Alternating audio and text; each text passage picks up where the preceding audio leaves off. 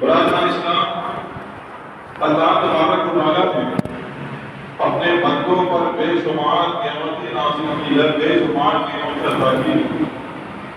زمین و آسمان سے لے کر دل اولاد یہاں تک کہ انسان جو سانسیں لیتا ہے، یہ بھی اللہ کی بہت بڑی نعمت ہے۔ اللہ تبارک و تعالیٰ نے اس جہان میں بے شمار لاتعداد اور بے قیمتی نعمتیں اللہ تبارک و تعالیٰ نے پیدا کی، اور یہ چیز خود اللہ تبارک و تعالیٰ نے قرآن مجید میں بیان فرمایا ہے۔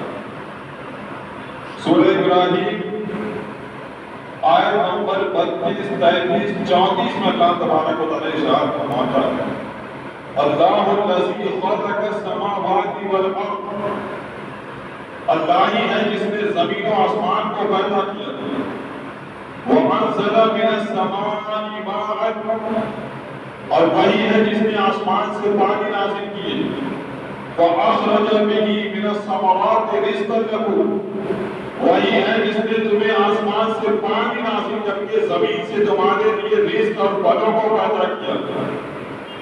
الَّذِي سَخَّرَ لَكُمْ، وہی ہے اللہ تبارک و تعالیٰ ارشاد فرماتا ہے: سَخَّرَ لَكُمُ الْفُلْكَ لِتَجْرِيَ فِي الْبَحْرِ بِأَمْرِهِ، وہی ہے جس نے تمہارے لیے سمندروں میں کشتی کو مسخر کیا، اس کے حکم سے کشتی چلتی ہے۔ سَخَّرَ لَكُمُ الْأَنْهَارَ، وہی ہے جس نے تمہارے لیے دریاؤں اور سمندروں کو مسخر کیا۔ وَسَخَّرَ لَكُمُ الشَّمْسَ وَالْقَمَرَ، اور وہی ہے جس نے چاند اور سورج کو مسخر کیا۔ وَسَخَّرَ لَكُمُ اللَّيْلَ وَالنَّهَارَ والنہار، اور وہی ہے جس نے تمہارے لیے دن اور رات کو پیدا کیا۔ وَآتَاكُم مِّن كُلِّ مَا سَأَلْتُمُوهُ، اور تمہیں وہ مالی چیزیں عطا کی۔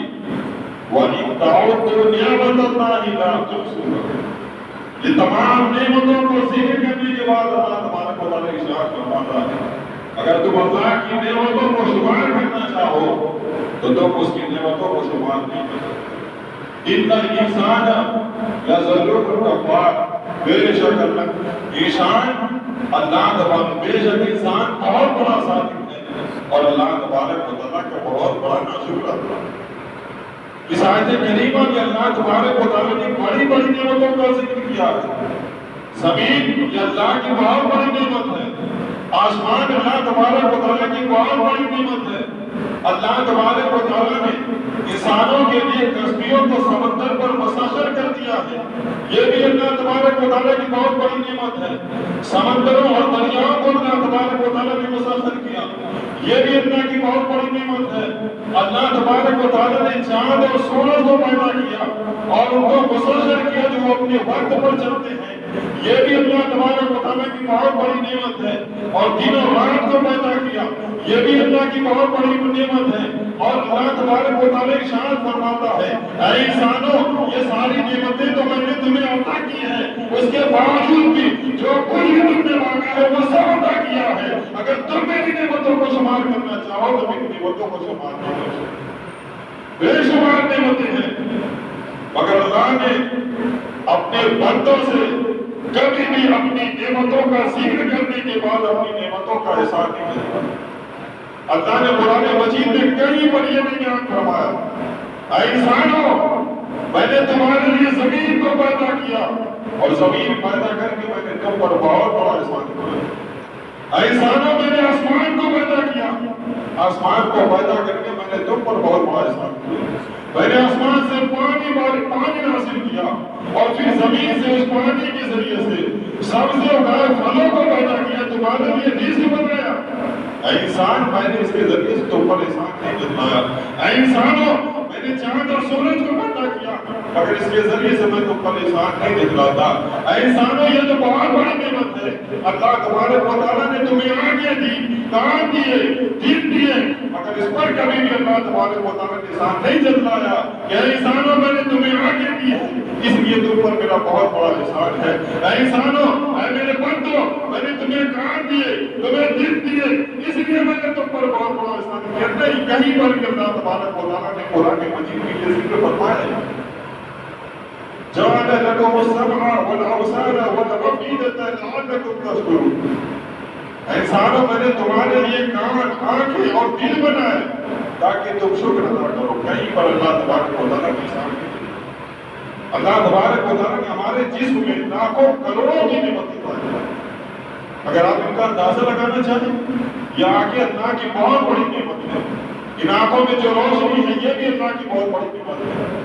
کسی ایسے فقیر کے پاس جائے، کسی ایسے شخص کے پاس جائے جس میں اپنی آنکھوں کی روشنی ہوتی ہو، جس کے پاس آنکھیں موجود نہ ہو، کسی ایسے شخص سے جا کر پوچھیں کان کی اہمیت کتنی ہے، کان کی قیمت کتنی ہے.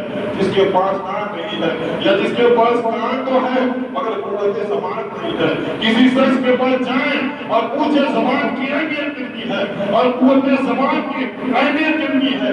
جس کے پاس زبان نہیں ہے یا زبان تو ہے مگر بولنے کی قدرت نہیں ہے، بولنے کی طاقت نہیں ہے، اس کا اندازہ وہی لگا سکتا ہے جس کے پاس اللہ کی یہ نعمتیں ہیں. مگر کبھی بھی اللہ کی نعمتوں کے بدلے سے ان نعمتوں کے ذریعے اپنے بندوں پر احسان دیا. اس لیے کہ اللہ تبارک و تعالیٰ کی بارگاہ میں یہ نعمتیں بہت اہم ہیں. اور کوئی بھی شخص کسی بھی بندے پر جب احسان جتلانا چاہتا ہے تو سب سے قیمتی چیز عطا کر کے احسان جتلاتا ہے. کوئی معمولی چیز دے کر احسان نہیں جتلاتا. اگر کوئی بادشاہ کسی فقیر کو 1-2 روپیہ دے کر یہ کہے کہ میں نے تم پر احسان کیا ہے تو یہ بادشاہ کے سامنے گستاخی ہوگی. اتنا بڑا بادشاہ ہے اور فقیر کو 1-2 روپیہ دے. لیکن وہی بادشاہ اگر کسی فقیر کو 1-2 لاکھ روپیہ عطا کر دے تو یقیناً یہ بادشاہ کی طرف سے اس فقیر پر کیا ہے احسان. تو اللہ تبارک و تعالیٰ نے جو آیت کریمہ میں نے پیش کی ہے سورہ آل عمران کی آیت کریمہ ہے، آیت نمبر 164 ہے. اللہ تبارک و تعالیٰ ارشاد فرماتا ہے لَقَدْ مَنَّ اللَّهُ عَلَى الْمُؤْمِنِينَ إِذْ بَعَثَ فِيهِمْ رَسُولًا مِنْ أَنفُسِهِمْ. یقیناً اللہ تبارک و تعالیٰ نے مومنوں پر احسان کیا ہے کہ انہی میں سے ایک رسول ان کے پاس جاری کرے. اس پر مومنوں پر، کافروں، مشرکوں، مرتد اور مذہبوں پر احسان نہیں کیا ہے. اللہ تبارک و تعالیٰ نے ایمان والوں پر احسان کیا ہے. اور یہ احسان کیوں کیا ہے؟ اس لیے نہیں کہ ان کو دولت عطا کی، اس لیے نہیں کہ ان کو قرآن عطا کیا، اس لیے نہیں کہ ان کو ایمان عطا کیا، اس لیے نہیں کہ زمین و آسمان عطا کیے، بلکہ مومنوں پر احسان اس لیے کیا کہ اللہ تبارک و تعالیٰ نے مومنوں کے پاس اپنے سب سے پیارے محبوب کو بھیجا. سب سے پیارے محبوب کو بھیج کر اللہ تبارک و تعالیٰ نے مومنوں پر احسان کیا. یہ اللہ تبارک و تعالیٰ کا احسان عظیم ہے. ذرا بتائیں کوئی اپنی محبوب چیز کسی کو دیتا ہے؟ انسان جس سے محبت کرتا ہے وہ چیز کسی دوسرے کو عطا نہیں کرتا بلکہ اپنی محبوب چیز کے صدقہ دوسرے کو عطا کرتا ہے. جب کوئی شخص کسی سے محبت کرتا ہے، جب کوئی چیز کسی کی محبوب ہوتی ہے تو کوئی بھی شخص اپنے محبوب شے کو عطا نہیں کرتا بلکہ محبوب شے کے صدقے دیے جاتے ہیں. لیکن اللہ تبارک و تعالیٰ کا یہ کرم ہوا ہے اپنے مومن بندوں پر. اللہ تبارک و تعالیٰ نے اپنے محبوب کا صدقہ عطا نہیں کیا ہے بلکہ اپنے محبوب کو اپنے بندوں کو بات دیا. اے مومنوں، آپ خوش نصیب ہیں کہ اللہ تبارک و تعالیٰ نے آپ کے پاس اپنے سب سے محبوب شے کو عطا کیا، سب سے پیاری چیز، سب سے مقدس چیز کو عطا کیا. اور عطا کرنے کے بعد مومنوں سے خطاب کرتے ہوئے ارشاد فرمایا کہ مومنوں میں نے تم پر احسان کیا، میں نے تم پر احسان کیا ہے کہ میں نے اپنی محبوب چیز تمہارے درمیان رکھ دی. یہ اللہ تبارک و تعالیٰ کے احسان عظیم ہے. اس لیے ہم اور آپ کو چاہیے کہ اللہ تبارک و تعالیٰ کی نعمتوں کا شکر ادا کریں. اللہ تبارک و تعالیٰ ارشاد فرماتا ہے لئن شکرتم لأزیدنکم. اگر تم میری نعمتوں کا شکر ادا کرو گے تو میں تمہیں اور نعمتیں دے دوں. ایک مقام پر اللہ تبارک و تعالیٰ ارشاد فرماتا ہے وَأَمَّا بِنِعْمَتِ رَبِّكَ فَحَدِّثْ. اور اپنے رب کی نعمتوں کا خوب خوب چرچا کرو، اپنے رب کی نعمتوں کا خوب خوب ذکر کرو. یہ خود اللہ تبارک و تعالیٰ کا حکم ہے. اور کسی نعمت کا شکر ادا کرنے کے لیے، کسی نعمت کا ذکر کرنے کے لیے، کسی نعمت کا پرچار کرنے کے لیے، کسی نعمت کا چرچا کرنے کے لیے کے تمام مسلمان ایک دن اکٹھا ہو کر اپنے محبوب صلی اللہ علیہ وسلم کے لیے میلاد منعقد کرتے تھے. رسول اللہ صلی اللہ علیہ وسلم کی میلاد منعقد کر کے اللہ تبارک و تعالیٰ نے مومنوں پر جو احسان کیا ہے اس احسان کا ذکر کرتے ہیں, اس احسان کا شکر ادا کرتے ہیں, چاہے وہ محفل میلاد کی صورت میں ہو یا جلوس محمد کی صورت میں ہو. اس طرح سے رسول اللہ صلی اللہ علیہ وسلم کی نعمت کا ذکر ادا کرتے ہیں, شکر. بہت سارے لوگوں کو اس بات سے چڑ ہوتی ہے یہ چیز تو ناجائز ہے, حرام ہے, بدعت. یہی وہ لوگ ہیں میلاد میں جب چند پیسے خرچ ہوتے ہیں تو ان کے دل سے ان کے گلے کے منہ کو آنے لگتے ہیں, لیکن جب ان کے گھر میں ان کے بیٹوں کی شادی ہوتی ہے, ان کی بیٹیوں کی شادی ہوتی ہے, جب مہنگے سے مہنگے کارڈ چھپواتے تب نہیں دیکھتے یہ کس صحابی کی سنت ہے, کس تابعی کی سنت ہے, کس نبی کی سنت ہے. جب مہنگے سے مہنگے کارڈ چلتا ہے تب ان کو نہیں دکھتا کہ یہ فضول خرچ ہے. اسلام میں یہ چیز جائز ہے کہ نہ جائز؟ مجھے بتائیے آج کون سا گھر ہے جس میں شادی میں کارڈ نہ چھپتا ہو, مہنگا ہو یا سستا؟ ہر گھر ہر شادی میں کارڈ چھپتا ہے. مجھے بتائیے کیا شادی چھپوانا یہ رسول اللہ صلی اللہ علیہ وسلم کی سنت ہے؟ کیا کسی صحابی کی سنت ہے؟ کیا کسی تابعی کی سنت ہے؟ نہیں, یہ بھی بدعت ہے. اگر میلاد منانا بدعت ہے تو نکاح بھی آج کے زمانے میں جو ہو رہا ہے وہ بھی بدعت ہونا چاہیے. اگر میلاد منانا ناجائز و حرام ہے تو وہ شادیاں جس میں درجنوں حرام کام ہوتے ہیں وہ نکاح بھی حرام ہونا چاہیے. کپڑے سے لے کر جوتے سے لے کر اس میں جتنے رسمیں ہوتی ہیں, ناچ گانے, نہ جانے کتنی برائیاں بہرائیاں ہوتی ہیں, اس پر کوئی ایک لفظ نہیں بولتا. لیکن جہاں میلاد کی بات آتی ہے تو ہزاروں لوگ کھڑے ہو جاتے ہیں ناجائز میلاد اور شرک کے فتوے دیتے ہیں. کون سے صاحب کے نام ایسے لوگوں سے بچے؟ یقیناً یہ لوگ آپ سے رسول اللہ صلی اللہ علیہ وسلم دور کرنے کی کوشش کرتے. کون سے صاحب کے نام؟ آج سنیے میلاد کہاں سے منانا چاہتے ہیں, خوشی منانا کہاں سے چاہتے ہیں؟ قرآن پاک میں سورہ مائدہ آیت نمبر 114 میں اللہ تبارک و تعالیٰ ارشاد فرمایا. سورہ مائدہ کا نام اسی آیت کریمہ پر رکھا گیا. مائدہ کے معنی ہوتے ہیں دسترخوان. حضرت عیسیٰ علیہ السلام کی قوم نے حضرت عیسیٰ علیہ السلام کی بارگاہ میں حاضر ہو کر عرض کیا, اے اللہ کے نبی, اے روح اللہ, اے عیسیٰ ابن مریم, ہم چاہتے ہیں کہ آپ اللہ تبارک و تعالیٰ کی بارگاہ میں دعا کریں کہ اللہ تبارک و تعالیٰ ہمارے لیے آسمان سے دسترخوان دے. حضرت عیسیٰ علیہ السلام نے فرمایا, اے میرے قوم, اے اللہ اور رسول کے ماننے والوں سنو, تم اس میں ایسی چیز کا مطالبہ نہ کرو کہ اگر تم اس کی نافرمانی کر دو تو اللہ تبارک و تعالیٰ تم پر عذاب ڈال سکتا ہے. پھر بنی اسرائیلیوں نے حضرت عیسیٰ علیہ السلام سے گزارش کی, دیکھیے ہمارا مقصد صرف مشہور یہ ہے کہ آسمان سے دسترخوان نازل ہوگا, آپ اس سے کھائیں گے, ہمارے دل مطمئن ہوں گے, اور جب آسمان سے دسترخوان نازل ہوگا تو ہم اس میں گواہ ہوں گے, ہم اس میں گواہی دیں گے, اور ہمارا کوئی مقصد نہیں ہے. جب انہوں نے حضرت عیسیٰ علیہ السلام کو اپنے مقصد خیر کے بارے میں بتایا تو حضرت عیسیٰ علیہ السلام نے اللہ تبارک و تعالیٰ کی بارگاہ میں روتے ہوئے گڑگڑاتے ہوئے دعا کی. اور وہ دعا کیا ہے؟ قرآن مجید میں آیت کریمہ موجود ہے. اللہ تبارک و تعالیٰ قرآن مجید میں ارشاد فرماتا ہے, قال عیسیٰ ابن مریم, حضرت عیسیٰ ابن مریم نے کہا, اللہم ربنا انزل علینا مائدۃ من السماء تکون لنا عیدۃ لأولنا وآخرنا. یہ آیت کریمہ ہے, وآیۃ منک وارزقنا وانت خیر الرازقین. حضرت عیسیٰ علیہ السلام نے دعا کی, اے پروردگار ہمارے لیے آسمان سے دسترخوان نازل کر تاکہ ہم اسے عید کا دن بنا لیں اپنے اگلوں کے لیے اور پچھلوں کے لیے. وآیۃ منک, تیری نشانی ہو جائے, وارزقنا, اور ہمارے لیے رزق ہو جائے, وانت خیر الرازقین, اے پروردگار بے شک تو بہترین رزق عطا کرتا ہے. حضرت عیسیٰ علیہ السلام نے رو کر دعا کی, اللہ تبارک و تعالیٰ نے آپ کی دعا کو قبول کیا.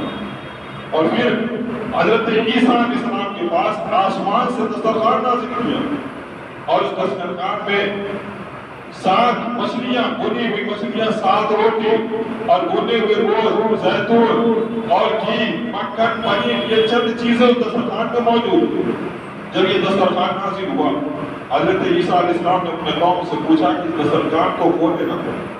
تو انہوں نے کہا حضور آپ بھی بولے. حضرت عیسیٰ علیہ السلام کے موصول کی اچھی طرح سے 2 رکعت نماز پڑھی اور اللہ تبارک و تعالیٰ کی بارگاہ میں رو رو کر دعا کی اور اللہ کا شکر ادا کیا.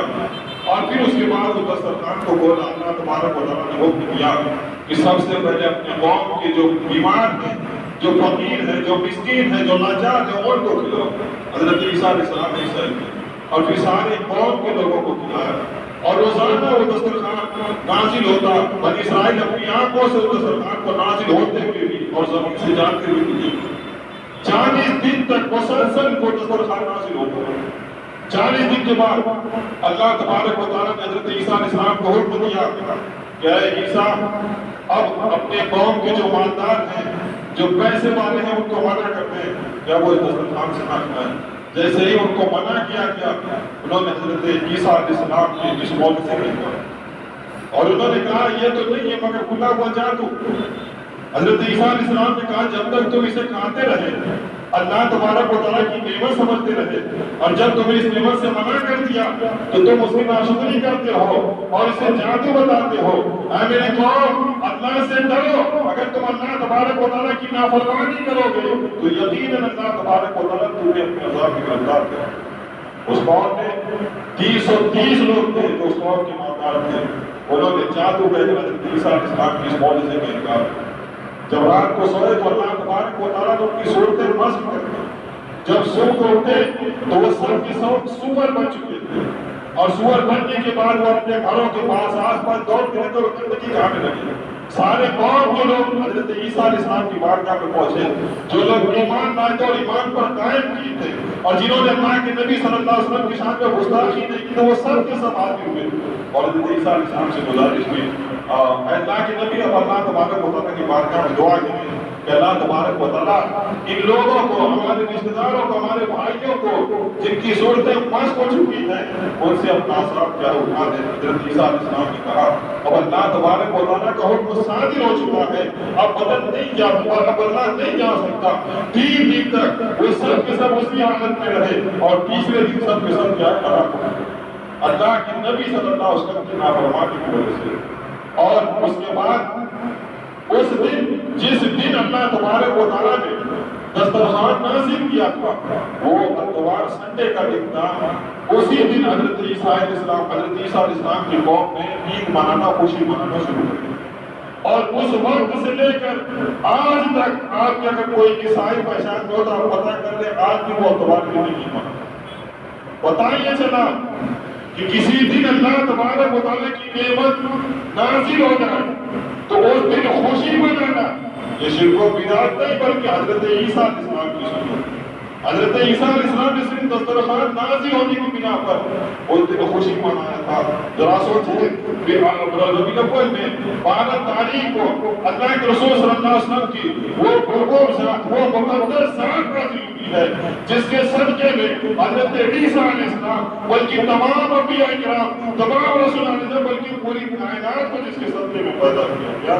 ذرا سوچیں اگر اس کی ولادت کی خوشی میں, اس کے آنے کی خوشی میں اگر ان کی محفل منعقد کرے, اس نعمت کا شکر ادا کرے تو یہ ناجائز و بدعت کیسے ہو سکتا ہے. ایک اور حدیث کے ذریعے سے حضرت امام بخاری نے اس حدیث کو اپنی کتاب میں لکھا. جب اللہ کے رسول صلی اللہ علیہ وسلم مکہ مکرمہ سے ہجرت کر کے مدینہ پہنچے تو مدینہ میں دیکھا کہ یہودی 10 محرم الحرام کو روزہ رکھتے ہیں. آپ نے یہودیوں سے پوچھا کہ یہودیوں بتاؤ تم 10 محرم الحرام کو روزہ کیوں رکھتے ہیں؟ یہودیوں نے کہا اے اللہ کے نبی ہم 10 محرم الحرام کو روزہ اس لیے رکھتے ہیں کہ اللہ تبارک و تعالیٰ نے حضرت موسیٰ علیہ السلام اور ان کے قوم کو فرعون کی ظلم و ستم سے بچایا تھا. اسی کا شکر ادا کرنے کے لیے ہم 10 محرم الحرام کو روزہ رکھتے ہیں. اللہ کے رسول صلی اللہ علیہ وسلم نے ارشاد فرمایا نحن احق بموسیٰ منکم. اے یہودیوں سنو, ہم موسیٰ کے لیے ہم موسیٰ سے تم سے زیادہ موسیٰ کے حقدار ہیں کہ ہم روزہ رکھیں. وصامہ, اللہ کے رسول صلی اللہ علیہ وسلم نے روزہ بھی رکھا. وعمل بصیامہ, اور دوسرے لوگوں کو بھی روزہ رکھنے کا حکم دیا اور یہ بتا دیا کہ اگر کسی دن اللہ تبارک و تعالیٰ کی کوئی نعمت نازل ہو جائے اس دن اگر شکر ادا کرنے کے لیے کوئی عبادت کیا جائے، کوئی ذکر کیا جائے تو یہ ناجائز و حرام نہیں بلکہ انبیاء کرام کی سنت۔ حضرت موسیٰ علیہ السلام 2000 سال پہلے پیدا ہوئے تھے، 2000 سال پہلے اللہ تبارک و تعالیٰ نے حضرت موسیٰ علیہ السلام اور اپنی قوم کو فرعون کے ظلم و ستم سے آزاد کیا تھا۔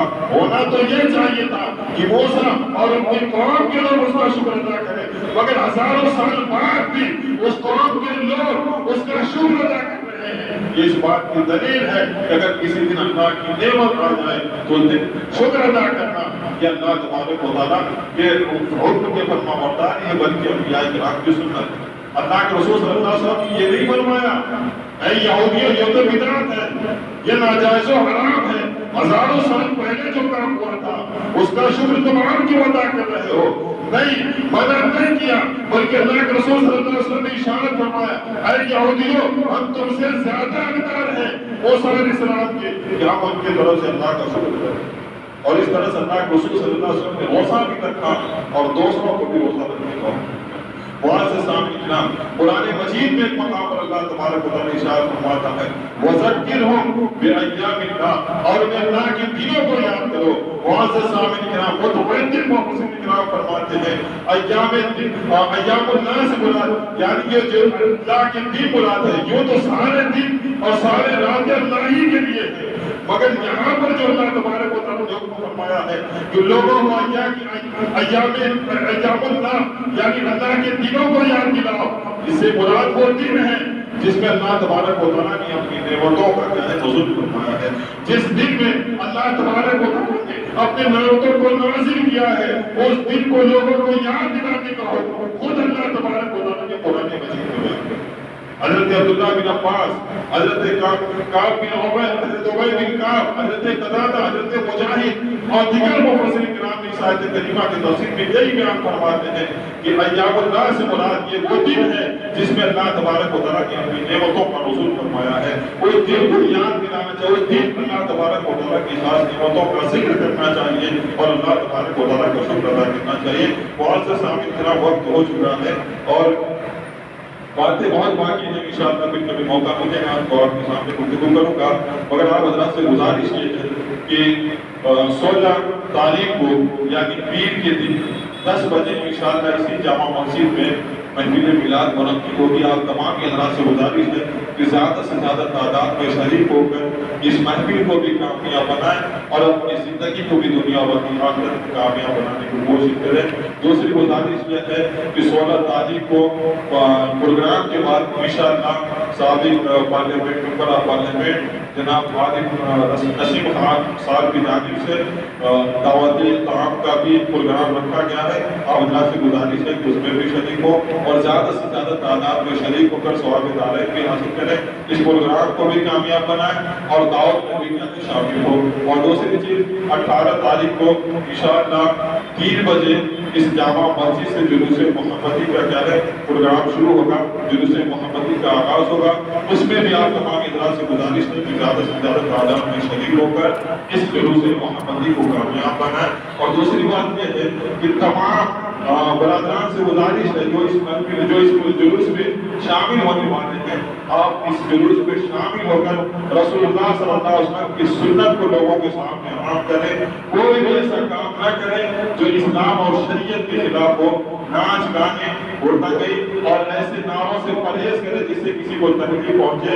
اللہ کے رسول صلی اللہ علیہ وسلم سارے جہان کے لیے رحمت بن کر آئے ہیں، اس جلوس محمدی کے ذریعے سے ہم اور آپ سب کو پوری دنیا کے مسلمانوں کو لوگوں کے سامنے یہ پیغام دینا چاہیے کہ مسلمان پوری دنیا کے لیے ضامن نہیں ہے بلکہ رحمت ہے، اور اللہ کے رسول صلی اللہ علیہ وسلم پوری دنیا کے لیے ضامن بن کر نہیں آئے ہیں بلکہ رحمت بن کر کے آئے ہیں۔ ہمیں اپنے زبان سے بھی، اپنے ہاتھ سے بھی، اپنے جسم سے بھی اور اپنے طور طریقے سے بھی، اپنے کردار سے بھی، جہاں کہیں بھی ہو رسول اللہ صلی اللہ علیہ وسلم کی سنت کو عام کرنے کی کوشش کریں، زیادہ سے زیادہ صدقات و خیرات کریں، لوگوں سے نرمی سے پیش آئے، پیار محبت سے بولیں۔ اللہ کے رسول صلی اللہ علیہ وسلم کی جو حدیثیں ہیں انسانیت کے لیے، وہ ان حدیثوں کو ہو سکے تو آپ اپنے ہاتھوں میں لکھ کر لے کر آئیں یا کم سے کم اپنے عمل کے ذریعے سے لوگوں کے سامنے پیش کریں تاکہ زیادہ سے زیادہ لوگ اسلام اور ماں کی اسلام سے قریب ہوں۔ انہی چند باتوں کے ساتھ گفتگو ختم کرنا رہا ہوں. آپ تمہیں ہم حضرات سے گزارش ہے